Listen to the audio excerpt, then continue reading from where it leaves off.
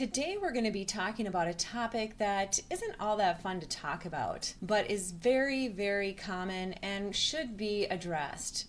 We're going to be talking about hemorrhoids and anal fissures. I'm going to share with you today 3 very natural and soothing, effective remedies that will help to soothe pain, will help with the healing process, and can also help to prevent future flare-ups. But before we dig into some very helpful information, my name is Marcy Vasky, and I'm a functional licensed nutritionist with Oswald Digestive Clinic.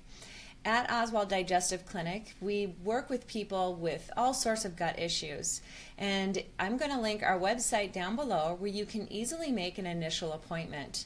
I'm also going to link our free guide, which is 5 ways to improve your gut health.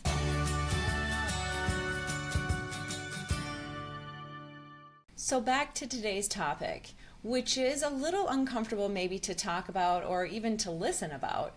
However, it's very common and it needs to be addressed. It's going to be all about natural, effective ways to help hemorrhoids and anal fissures. If you've ever dealt with the pain, the itching, even bleeding that both of these can create, you know just how disruptive it can be in your life. But of course, the good news is that there are ways that we can reduce the pain, improve the healing, and reduce flare-ups.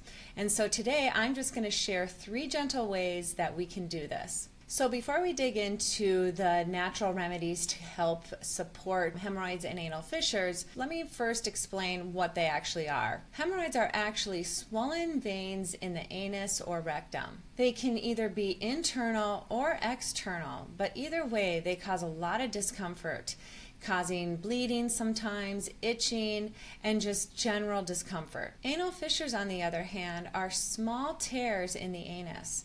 And this often happens with severe constipation or just chronic constipation. When the hard stools are passing through, it can create these tiny tears, which then creates this whole cycle of extremely painful bowel movements. Now, while there is medical treatment that is necessary for some people, there's lots of different options in that world, but if they're not totally chronic or you want to take a more natural approach, that's what we're going to talk about today. And we want to address those root causes of constipation, maybe even poor circulation, as well as inflammation. So the first natural remedy I want to talk about today is about fiber. That is really the foundation for making sure that you have proper bowel movements and consistent bowel movements. So the lesson here is going to be adding more fiber. When we have enough fiber, we tend to have smoother bowel movements, because if we're feeling more constipated by the pushing and trying to relieve ourselves, this is where the hemorrhoids can develop, or the anal fissures. So how much fiber should you have in a day?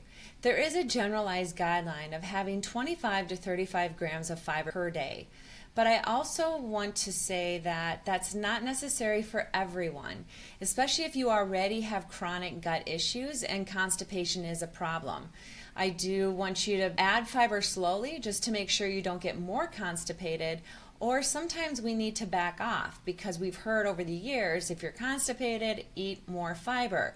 So you just have to really kind of balance that out a bit and go very slow. So what are some ways that you can actually add in more fiber just in your day-to-day diet? You can find lots of fiber in ground flax seeds, in chia seeds. Of course, you're going to find a lot of wonderful fiber in vegetables and fruits. And then, of course, even in grains.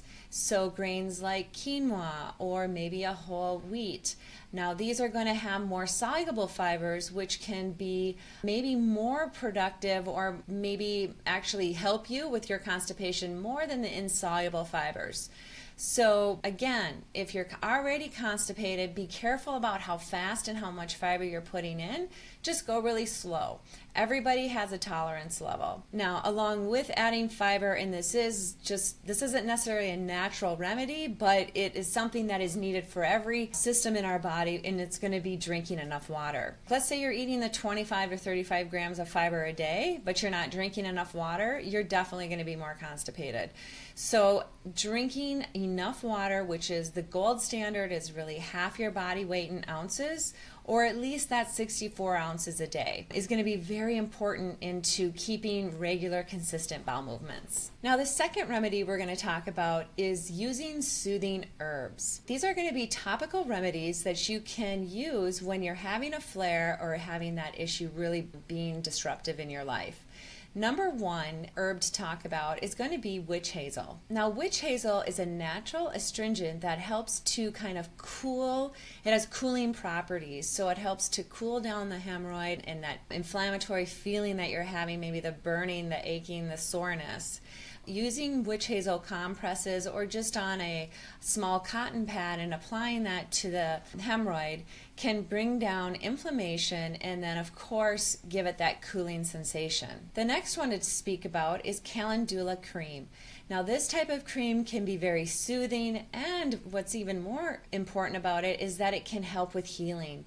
So if you're having anal fissures and you need to actually heal that skin because it's small tears, then using calendula cream can really be helpful and supportive. Another great supportive product is going to be coconut oil, and this can be used for hemorrhoids or fissures, but making your own little pot of coconut oil with maybe some comfrey or even chamomile oil and mixing those together can make a very soothing and healing salve. Now, just a quick tip before you add any of those things, the witch hazel, the calendula cream, the coconut oil, you want to make sure that you just test it out on your skin in a different area before you actually put it on the affected spot, just in case you have any kind of reaction. Just kind of the safe way to go. Now, the third option is lesser known but very powerful internally, and this is using bioflavonoids. These compounds are found naturally in citrus fruits, which help to strengthen our veins and keep them more structurally sound. They also help to reduce inflammation, and so by incorporating more citrus fruit into your diet can help to strengthen those veins and keep hemorrhoids from emerging. Now, if you don't like citrus fruit or you have an issue by consuming citrus fruits, you can always take these in supplement form. Studies have shown that they reduce pain, they reduce swelling, and they reduce inflammation. And that kind of wraps it up. So the three things to keep in mind for natural remedies for hemorrhoids or anal fissures is number one, going to be making sure you have enough fiber, but of course not too much fiber. And a little side tip is drink a lot of water. Number two, you can use those topical herbal remedies such as the witch hazel or even coconut oil. And number three, adding bioflavonoids in supplement form or just consuming more citrus fruits. So I hope you found this video helpful. If you're struggling with hemorrhoids or anal fissures, now you have a few tips in your toolbox to help you support yourself better. And of course, if you know anybody who's really struggling in silence, because again, it's not something we just walk around talking about, our hemorrhoids. And so just having a few little tips to help reduce the severity, reduce the discomfort that comes with both issues, as well as preventing flare-ups. Again, just as a reminder, I'm going to link our website down below where you can make an initial appointment if you're struggling or know someone who's struggling with gut health. So thank you for watching, and we'll see you next time.